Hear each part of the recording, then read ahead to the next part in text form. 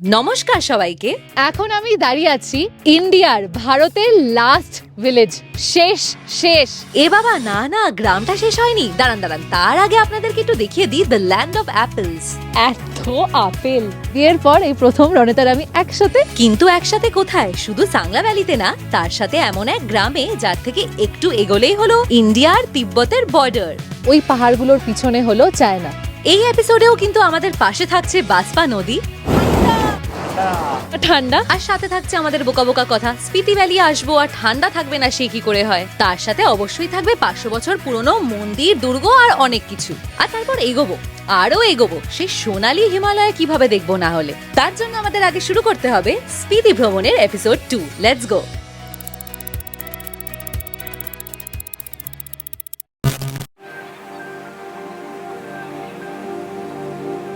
হোটেলের নরম বিছানায় ঘুমটা ভাঙলো আর সামনে দেখতে পেলাম হিমালয় পর্বত, তার সাথে সামনেরও নীল পরিষ্কার আকাশ।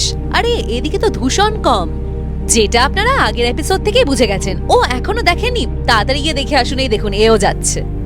আমরা বরং ততক্ষণ ব্রেকফাস্টটা সেরে ফেলি। এমন জায়গা থেকে বসে ব্রেকফাস্ট করছি, বাইরে আপেলের গাছ ভর্তি। আমরা আছি সাংলাতে। যদিও আজকে সাংলা থেকে বেরিয়ে যাব, কিন্তু এখানকার ফেমাস কিন্নর আপেল দেখে আমার মন একদম ভরে গেছে। আপনারাও কিন্তু স্পিতি সার্কিটের সাংলা গ্রামটায় এসে এত আপেল দেখতে পারেন। তার জন্য আপনাদের আসতে হবে সেপ্টেম্বরে। তার জন্য আপনাদেরকে আমার স্পিতি সিরিজটা পুরোপুরি দেখতে হবে, কারণ প্রতিটা ভাগে নতুন নতুন এরকম জায়গা দেখাবো আর তার স্পেশালিটি বলবো। আপেল ভর্তি আমাদের হোমস্টের এখানেও, বাকি হোমস্টে গুলোতে আর পুরো গ্রামটাতে। এগুলো হলো কিন্নর আপেল। আর যেখানে এত আপেল আছে সেখানে ব্রেকফাস্টে কি করে আপেল দেবে না? দিয়েছে গ্রিন আপেল আর তার সাথে পেঁপে। আর নর্থ ইন্ডিয়া বলে কথা, তাই জন্য আছে আলুর পরোটা, সাথে দই অ্যান্ড অমলেট। এখানে দেখতে পাচ্ছেন কত আপেলের গাছ, অলরেডি বললাম আপনাদের। আর এখানে ওদের প্যাকিংও হচ্ছে ক্রেটের, তো যাই একটা নিয়ে নি। এই দেখুন কত আপেল, দেখুন এখনো প্যাকিং বাকি, দেখি জানি। এগুলো এ কোয়ালিটি আমাকে ভেতরে বলছিল যে কিন্নর অ্যাপেল।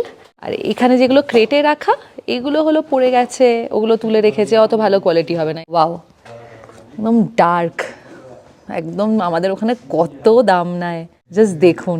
আমি একটা ক্রেট নিয়ে যাই, সত্যি হ্যান্ডপিকড যে বোঝা যাচ্ছে। উনি প্যাক করে দিচ্ছেন, আমি যা এক্সাইটেড। যারা জানে, আমার বাড়ির লোকেরা জানে, আপেল হলো আমার সব থেকে পছন্দের ফল। আমি সেই ছোট্ট থেকে প্রতিদিন একটা আপেল খাই, কোনো দিন মিস হয় না। হ্যাঁ প্যাক করে वो।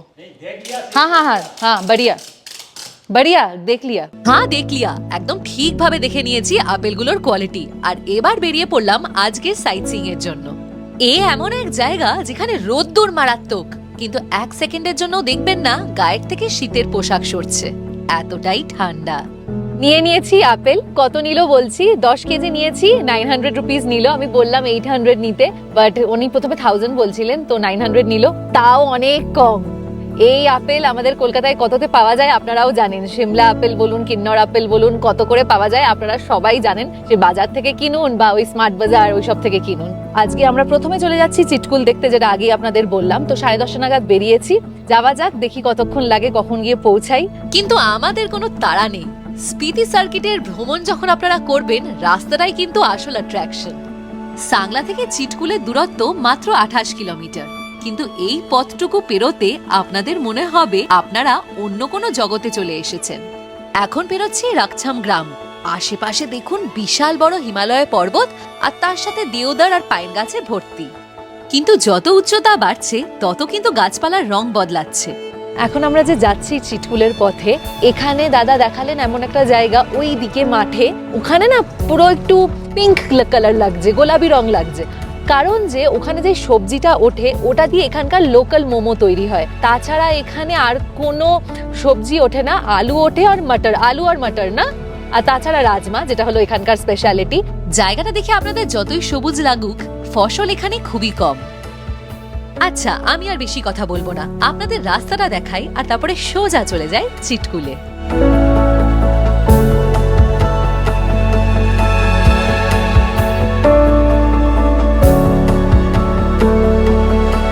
অবশেষে পৌঁছালাম চিটকুলে, কিন্তু আমরা এখন চিটকুলের গ্রামে দাঁড়াচ্ছি না, আর একটু এগিয়ে যাচ্ছি।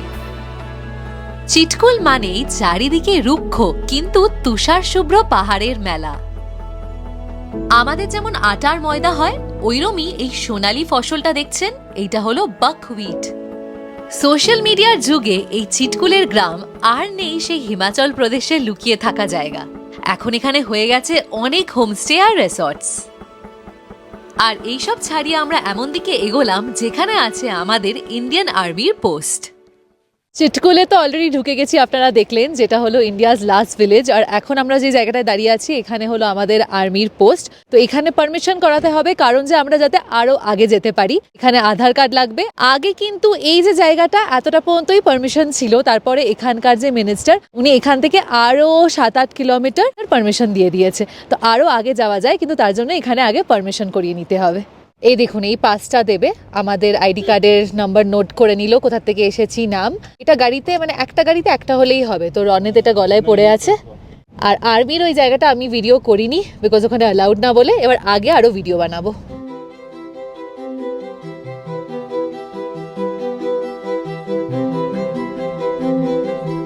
হিমাচল প্রদেশের কিন্নর জেলাতে ঠিক বাসপা নদীর ডান দিকে অবস্থিত এই চিটকুল গ্রাম। আর সোজা যে পাহাড়টা দেখছেন ঠিক তার পিছনেই হলো চায়না। কিন্তু আপনারা ভাবতেই পারেন এমন কি আছে যে এই গ্রামটা এতটা পপুলার। কারণটা হলো এই গ্রামটি পুরনো হিন্দুস্তান তিব্বত বাণিজ্য পথের শেষ গ্রাম। রোদ্দুর মারাত্মক, দেখে বুঝতে পারছেন পুরো কটকটে রোদ্দুর। কিন্তু যা ঠান্ডা, অগস্ট মাসে যখন বাকি ইন্ডিয়াতে খুব খুব বৃষ্টি হচ্ছিল, আমাদের কলকাতাতেও খুব বৃষ্টি হচ্ছিল, এখানে টেম্পারেচার নিচে চলে যাওয়ার জন্য, ড্রপ করে যাওয়ার জন্য অগস্ট মাসে এখানে বরফ পড়েছিল। তা আবার 7-8 ইঞ্চ মতন বরফ। ভাবতে পারছেন জায়গাটা তাহলে কতটা ঠান্ডা। লাস্ট যতটা আসতে দেয় আমরা এখন ওখানে এসে দাঁড়িয়ে আছি। এই যে পয়েন্টটা আপনারা দেখছেন এখান পর্যন্ত লাস্ট, এখানে গাড়ি পার্কিং করে এই দিকটাই আমরা ঘুরতে পারি, ওই দিকে যেতে পারবো না। ওই পাহাড়গুলোর পিছনে হলো চায়না, এখানে কোনো অসুবিধা নেই। এইদিকে হলো স্টেট বর্ডার উত্তরাখণ্ড। জায়গাটা দেখুন কি অপূর্ব সুন্দর, কোনো মানুষ নেই, শুধু হার্ডলি 1-2 আমাদের ইন্ডিয়ান আর্মির এখানে দাঁড়িয়ে আছে। আর তাছাড়া এখানে ইয়াক আছে, ঘোড়া দেখতে পাবেন, হাইটে ছোট ঘোড়াগুলো, অল্টিটিউড হাই বলে। কি সুন্দর জায়গা। ওপরটায় উঠে যাই, দেখি কি আছে। ওপরটায় উঠে দেখি বাসপা নদী আরো পরিষ্কার দেখা যাচ্ছে, আর সে তো পুরো দুধের মতন সাদা। কাম কাম রনেত কাম। এই প্রথমবার রনেত আর আমি 12,000 ফিটে একসাথে, তাই তো? না, নাথাঙেও ছিলাম। নাথাঙে ছিলাম, ঠিক আছে। বিয়ের পর এই প্রথম রনেত আর আমি একসাথে 12,000 ফিটেরও ওপরে। বাহ, দারুণ লাগছে। ভালো লাগছে তো তোর? এইদিকে দেখতে পাচ্ছেন সাদা সাদা ছোট ছোট, আপনারা ভাববেন ওগুলো পাথর, ওগুলো পাথর না। খুব ভালোভাবে যদি এখানে আমরা তাকিয়ে দেখি ওগুলো নড়ছে, আর আমরা এখন ভালোভাবে দেখছি ওগুলো ওরা আসলে ভেড়া, ওরা ওখানে ঘাস খাচ্ছে। ভর্তি ভেড়া ওই জায়গাটাতে। সামনে যা ভিউ না, আমি পুরো দিন এখানে বসে থাকতে পারবো যদি সেটা অ্যালাউড হতো। সামনে দিয়ে নদী যাচ্ছে, কি স্রোত নদীর, আর তার সামনে এরকম অপূর্ব সুন্দর পাহাড়, দারুণ জাস্ট। ভেড়া, ঘোড়া, নদী সব দেখলাম আর একটু টাইম কাটালাম এখানে। তারপরে ট্যুর পিকার্স যাদের সাথে এবার আমরা স্পিতি ভ্রমণটা করছি, ওদের গাড়িতে উঠলাম আর চলে গেলাম চিটকুল গ্রামের দিকে। এগুলো একদম লোকাল যে বাড়ি, কারণ যে একটু আগে যে জায়গাগুলো দেখাচ্ছিলাম ওখানেও সব লোকালসরাই থাকে, বাট ওগুলোকে হোমস্টে করেছে বলে ইনফ্রাস্ট্রাকচারটা অনেক বেশি মডার্ন। বাট এখানে দেখুন, এখানে কিন্তু একদম ওদের যে লোকাল বাড়ি, ওইগুলো ট্রেডিশনাল যে বাড়ি, নিচ দিয়ে যে জল যাচ্ছে পুরো পরিষ্কার জল। এই গ্রামটির উচ্চতা হলো 3,450 মিটার অ্যাবভ সি লেভেল। এই দেখুন ওইখানটাতে ভেড়ার লোম রাখা। ও বাবা, এটা কে? যাতে পালিয়ে না যেতে পারে মনে পা বেঁধে রেখেছে। এই যে গ্রামের মধ্যে যে মন্দিরটা, চলুন যাওয়া যাক। আশেপাশে পাহাড় দেখুন, উফ দুর্দান্ত না, দারুণ।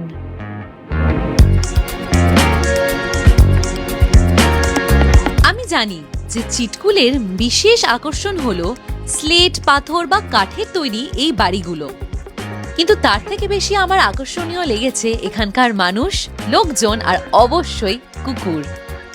এখানেও দিদা ঠাম্মিদের পিএনপিসি চলছে, ঘর ঘর কি কাহানি। না না বাবা, আমি এইসব গসিপ ফসিপ করি না, তার থেকে চলুন মনে ভক্তি নিয়ে এগোই মন্দিরের দিকে।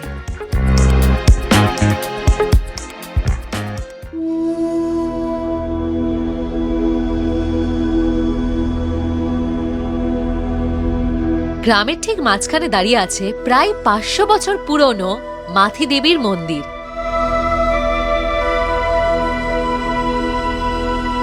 এই মন্দিরের স্থাপত্য রীতি বা কাঠকুনি স্টাইল দেখলে আপনারা অবাক হয়ে যাবেন। কোনো পেরেক ছাড়াই শুধু কাঠ আর পাথরের গাঁথনিতে তৈরি এই মন্দির, যেটা হিমালয়ের প্রতিকূল আবহাওয়ার সাথে লড়াই করছে আজ পর্যন্ত আর আজও অটল। স্থানীয়দের বিশ্বাস দেবী মাথি এই 7টি উপত্যকার রক্ষা করতি। চিটকুল গ্রামটা এতটাই সুন্দর যে ছেড়ে যেতে একেবারেই ইচ্ছা করছে না, কিন্তু এগোতে তো হবেই। আফটার অল আমাদের পুরো স্পিতি ঘুরে যে দেখতে হবে। কেমন ঠান্ডা?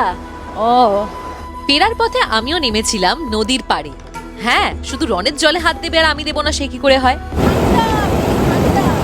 কাচের মতন স্বচ্ছ জল আর সামনে এই বিশাল পাহাড়। সত্যি বলছি, এখন যখন এডিট করতে বসেছি না, মনে হচ্ছে এই মুহূর্তে ফিরে যাই সেই চিটকুলের গ্রামে। ছোটবেলা কার্টুনে দেখেছিলাম না শেপার্ডস ডগ, এই যে এই 4টেও ঠিক তাই, ভেড়াগুলোর ওপরে চোখ যাতে ওরা ঠিক বাড়ি ফেরে।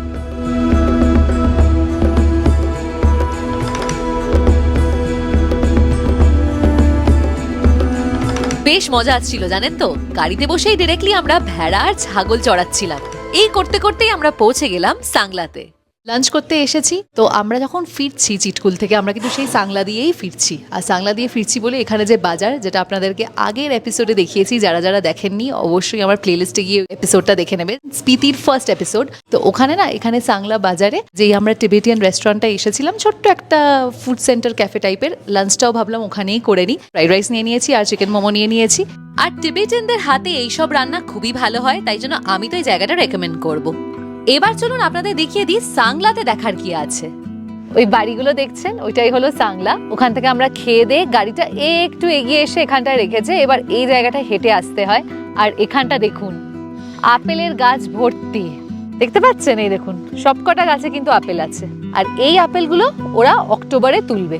আমি আজকে যেগুলো নিয়েছি ওগুলো অলরেডি তোলা হয়ে গেছে, ওগুলো অলরেডি মিষ্টি। আর এখন আমরা হেঁটে যাচ্ছি কোথায়? সাংলারই পাশেই, একদম সাংলাতেই একদম পাশেই এখানে একটা ফোর্ট আছে। এটা কালকে আমরা যখন ডিনার করছিলাম তখনই আমাদেরকে দাদা বলেছিলেন। তো এটা দেখতে এখানে হেঁটে উঠতে হবে ওই ওপরে। তো আমরা এখন ওটাতেই যাচ্ছি, এই রাস্তাটা দিয়ে হেঁটে যেতে হবে। আর চড়াইতে উঠতে উঠতে সাইডে পাবেন এরূপ দৃশ্য। কিরে, মজার ব্যাপার তাই না রে? তুই তো এখানে সারাক্ষণ থাকিস। রনিত কষ্ট পেয়েছে, কারণ যে এখানেও দেখতে পেয়েছে লেখা কামরু ফোর্ট, সেটা তো খুব ভালো ব্যাপার, কিন্তু তারপরে দেখতে পেয়েছে সিঁড়ি, যেটা রনিত খুব ভয় পায়।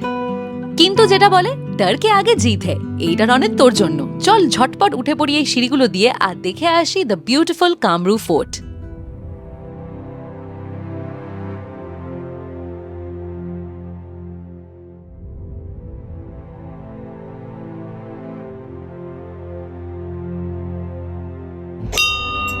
এই জায়গা একসময় ছিল বুশহর রাজবংশের রাজধানী।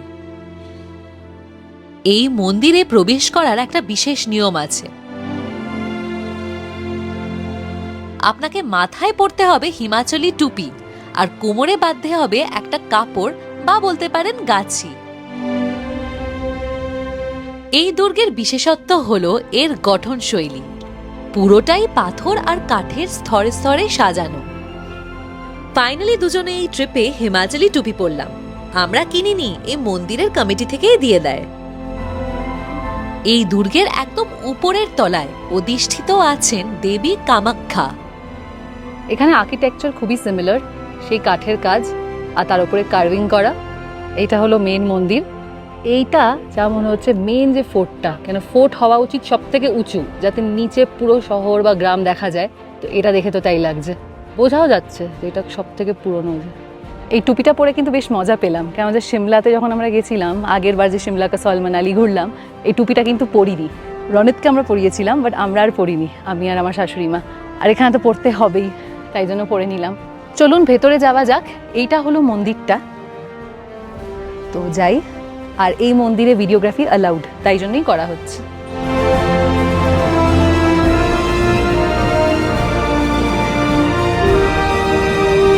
কাঠের উপরে এতটা নিখুঁত কাজ, তাও এত বছর পুরনো। কিন্তু দেখুন কি সুন্দর দাঁড়িয়ে আছে এখনো এই দুর্গ। আগের এপিসোড থেকে তো আপনারা দেখেই আসছেন যে সাংলা কতটা সুন্দর, কিন্তু এই দুর্গের ওপর থেকে মনে হচ্ছে উফ, আমরা কি আর দেখেছি, এই তো আসল ছবি।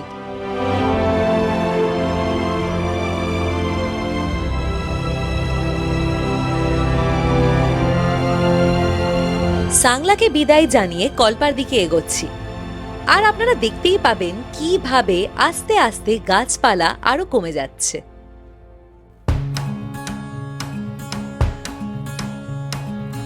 এই দেখুন, এই যে বাসপা নদী এখানে শেষ হয়ে যাচ্ছে, এরপর কিন্তু যেটা শুরু হচ্ছে সেটা হলো সতলুজ নদী, আর তারপর পুরো ওইটাই চলতে থাকবে।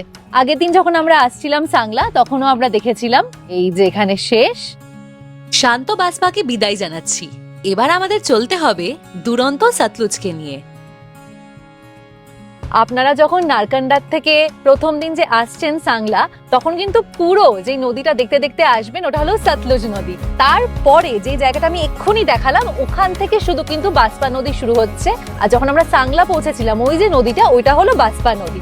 এখন যেহেতু আমরা আবার ফিরে যাচ্ছি, মানে এখন আমরা যাবো কালপা, কিন্তু এই রুটটা দিয়েই ফিরতে হয়েছে, যেটা করে আগের দিন আমরা সাংলা গেছিলাম।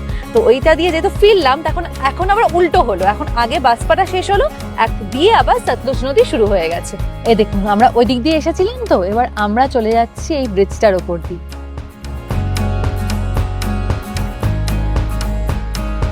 সাংলার থেকে কল্পার দূরত্ব হলো ওই মাত্র 38 কিলোমিটার, কিন্তু এইটুকু রাস্তার মধ্যেই লুকিয়ে আছে হিমালয়ের রুক্ষ সৌন্দর্য আর শিহরণ জাগানো মোড়।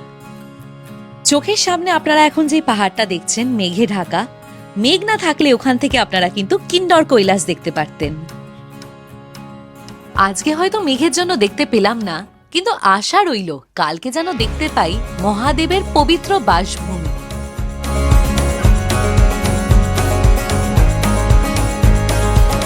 অস্তগামী সূর্যের আলোয় যখন বরফ ঢাকা পাহাড়ের চূড়াগুলো ঝলমল করে ওঠে, তখন মনে হয় যেন কেউ শিখরগুলোতে গলানো সোনা ঢেলে দিয়েছে।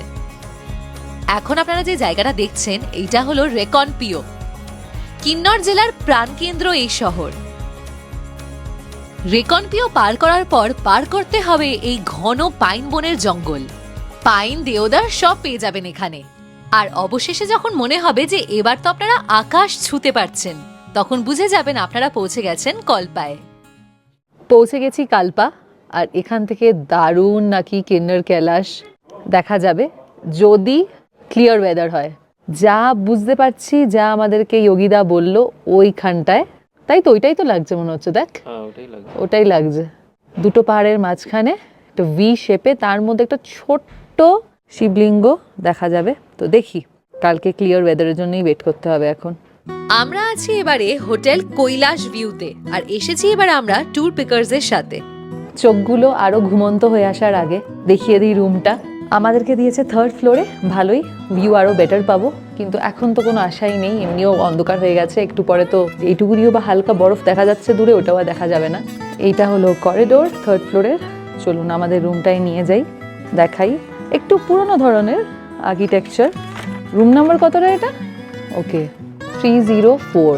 এইটা হলো এন্ট্রান্স। সে হাই রনিত। ঢুকেই এখানে যা মনে হচ্ছে এটা একটা ওয়ার্ড্রোব। আচ্ছা, তার মধ্যে এক্সট্রা কম্বল দেয়া আছে, দুবেও দেয়া আছে, ভালো। অ্যান্ড এখানে দেয়া আছে হলো একটা ডাস্টবিন আর রুম স্লিপার্স। বাট আমি এটাই বলবো, কেন আমি এসেই সেটা দেখেছি, কোনো একটা করা উচিত। ডাস্টবিনের মধ্যে ইদার গার্বেজ ব্যাগ ওটা লাগানো উচিত, বা এদের ডাস্টবিনটা চেঞ্জ করা উচিত। খুব বাজে অবস্থা ডাস্টবিনের, খুবই বাজে।